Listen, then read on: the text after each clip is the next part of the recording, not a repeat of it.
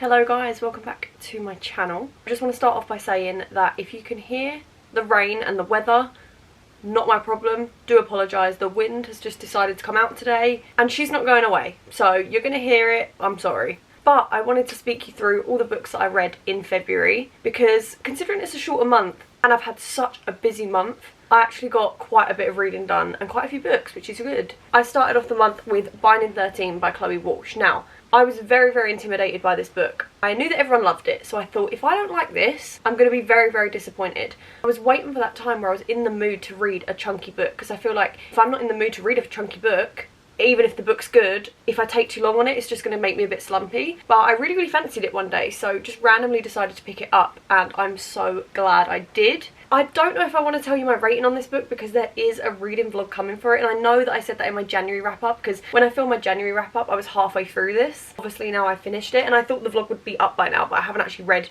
any of the other books for that video yet, so it will be up very soon. I don't know when, but just know that I loved this book, like loved this book.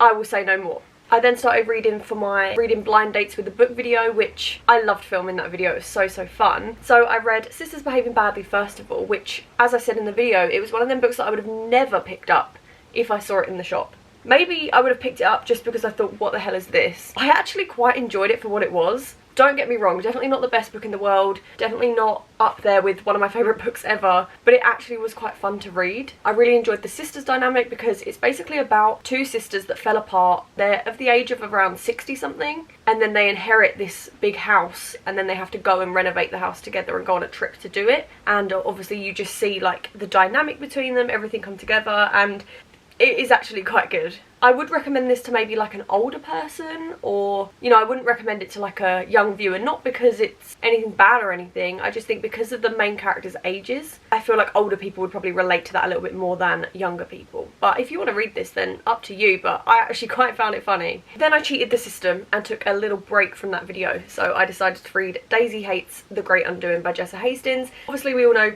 have I got a mark on the book? Is that meant to be there? Please tell me that's meant to be up there. Oh well. Anyway, we all know by now that the Magnolia Park series is my favourite series. I think it's my... Is it? Is it really? They're my favourite books, but is it my favourite series as a collective? I don't know, that's an argument for another day. But anyway, I love these books and I love Jessa Hastings and I love her writing. I've always been more of a Magnolia girl than a Daisy girl myself. And I've always preferred Magnolia's books, which I feel like is quite an unpopular opinion. I feel like everyone sort of prefers Daisy's books, but this one was amazing. So I rated this one a 4.5 star. Oh, I didn't tell you. This was a 3.75. Okay, this video is crazy already. This was a 4.75 star. It wasn't quite that 5-star feeling, but I still very much loved it. I feel like I can't rate a book more than 4.75 if it's a retelling, in a sense, of a book that I've already read. If you don't know, the Daisy Haites books take part of the same timeline as Magnolia Park's, just from Daisy's point of view, Christian's point of view and everything. Don't get me wrong, they're still vastly different. Like, you can read these as two separate books and you wouldn't even know, like, that they were in... Actually, you'd obviously know they're in the same series, but you know what I mean. It's not like you're watching another side of a love story where you're watching the same events. Like, it's a very different story, don't get me wrong, but it is the same timeline, so there are overlaps. But Jessa's done it in a way that it's not too much of an overlap that you're like, oh, I've just read this. And I feel like it was the perfect length. I feel like obviously Jessa's books tend to be over 400 pages, 500 pages. Magnolia Park's Into the Dark is 700 and something pages. But this one was literally like 350, 360 pages, which I think if it was any longer than that, I probably wouldn't have enjoyed it as much. So it's nice to actually just read it and just not have that pressure of like starting a long book.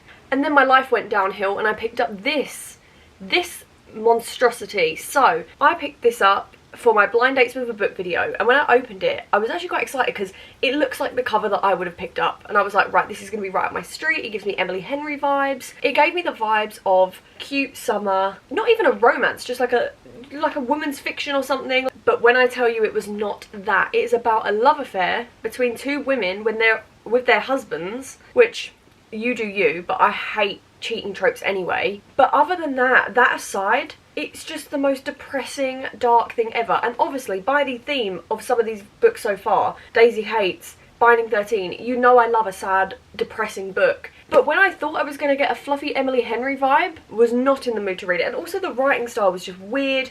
There were so many characters that you couldn't even follow. And to be honest, I just wasn't interested enough to care. So I DNF'd this.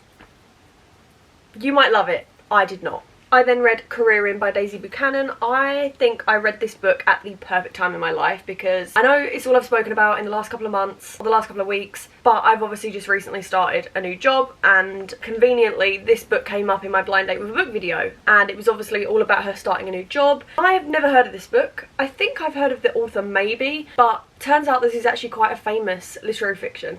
Apparently. That's what I've been told after. I think it was a comment on the video that I read it. They were like, yeah, it's actually quite popular, and I was like, oh, I didn't know. But this is basically about a main character called Imogen, and she has a blog on intimacy. She has like an internship. It's not really going very well and stuff, and she ends up getting this new job offer, and you basically just see that progress. There's no romance in it. It's not even that interesting, to be honest with you, but I feel like it felt like one of them celebrity memoirs, and it also felt like, you know those YouTuber books back in the day? You know exactly what I'm talking about, like the self-help, this is my story kind of book. This is what that felt like, reading that. And I used to love those books, so it was actually quite fun. But I rated this one a 3.75. Again, it wasn't anything crazy, didn't love it. And I think if I wasn't starting a new job, I probably would have hated it. I think because it came at the perfect time in my life, I ended up enjoying it a little bit more because I could relate to it. Because it's all about jobs and, you know. But I would recommend reading it, it's actually quite fun. So there's a new short story kind of series come out at the minute, centred around Valentine's Day. Obviously, this is a February wrap-up. I wanted to read some fluffy stuff, considering we'd read quite a few weird books in this month. So I started that series, and I think the series is the Not So Meet Cute series,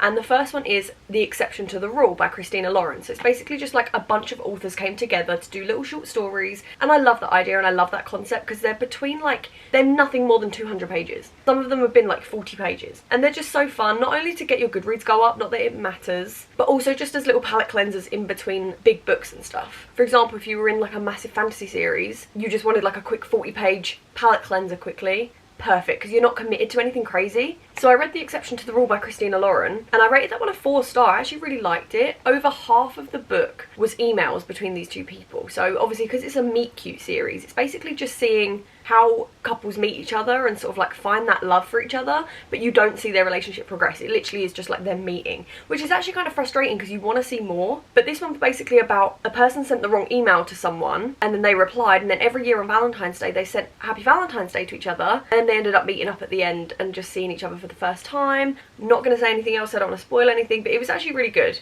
I then delved into the Natural series again. This is book number 3. I'm not going to lie, I didn't like this one as much as I liked the other ones. The other two, the first 2 books in the series, have just been like really nostalgic for me in a way, like sort of like Good Girl's Guide to Murder vibes, and obviously as we know I love that book. But this one's set in like a little different setting as the other two, so it is just like that little bit different. Still very much enjoyed it, still had such a fun time reading it, but because it was slightly different I just didn't like it as much, but I still very much loved it. This one was a 4-star. I think the first one I rated a 5-star and the second one I rated a 4.5 or a 4.75. So it's still up there with a high rating, and this might become one of my favourite series, and I love that there's like so many books with it. I think there's like 5 or 6 books in this series, and it's nice to just have something to read that isn't necessarily a romance all the time, because I do love a mystery thriller, but I feel like they're sort of standalones, or like 1 or 2 or 3, but it's nice to have like more than that to sort of delve yourself into. I then started this behemoth of a book that came out on February 13th, which is Magnolia Park's Into the Dark.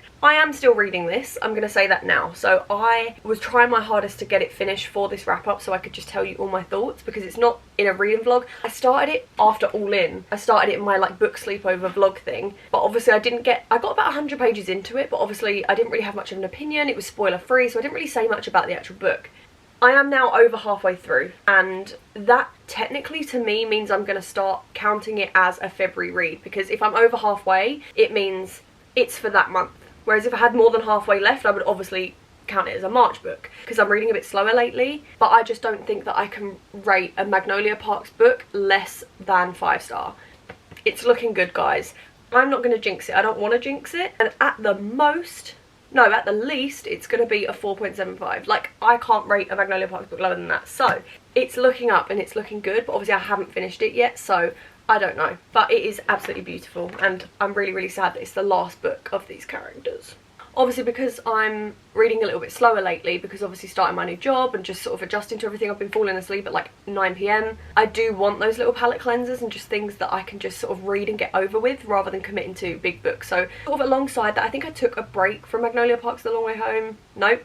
Magnolia Parks Into the Dark for about a day or two, just because I was just too busy, and obviously I want to enjoy it because they are my favourite books. I was like, I don't want to just rush this, read it when I'm tired. So I ended up reading the second and third books in that little meet cute small short story series. So the second one is The Worst Wingman Ever, which is basically about a nurse who's looking after her grandma, her nan, and then she finds a note on her car, and then she ends up communicating with this guy through notes on her car, which is actually really, really fun. But obviously I can't really say much other than that because it literally is around 60 pages and then it's just like a meeting story. That's it. I rated that one a 4-star as well because I love Abby Jimenez books. I really love her. I was really in the mood for her books, but I didn't really want to start another series. I didn't want to commit to anything long because I was in the middle of Magnolia Parks. So I was like, this is perfect. I can read an Abby Jimenez, but it's not that much of a commitment. And then the third one is Rosie and the Dreamboat, which is about two sisters. They go to a spa. One of them's sort of like perfect and proper and sort of has their life together, and then one of them's just like a little bit of a mess, not really knowing what's going on. And then the one that's like a mess and not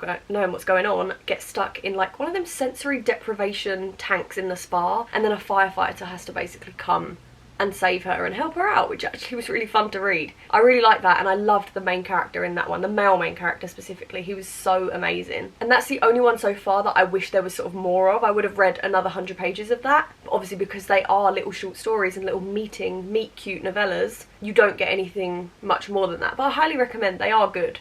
But that is everything that I read in the month of Feb. Obviously when I finish Magnolia Parks Into the Dark, depending on when that is, depends whether I count it as a February read or a March read, because I know it can be a little bit controversial as to sort of where you put books. But other than that, I've actually really enjoyed the reading that I did this month. Obviously, as I said, started a new job, been very, very busy. I've sort of read on the slower side, so I've been prioritising. I say I've been prioritising short books. Half of them books are over bloody 500 pages. But that's why these little novellas and the short stories are really, really important in between, because it just gives you that balance. But if you did enjoy this video, then give it a thumbs up, comment down below your current read and how many books you read in Feb, and I will hopefully see you in my next one. Love you guys lots. Bye!